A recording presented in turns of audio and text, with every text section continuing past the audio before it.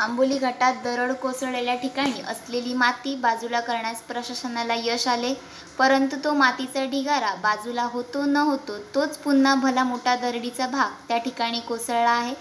त्यामुळे आजच्या दिवसात सावंतवाडी आंबोली मार्ग सुरू होणे अशक्य आहे. याबाबतची माहिती प्रशासनाकडून देण्यात आली.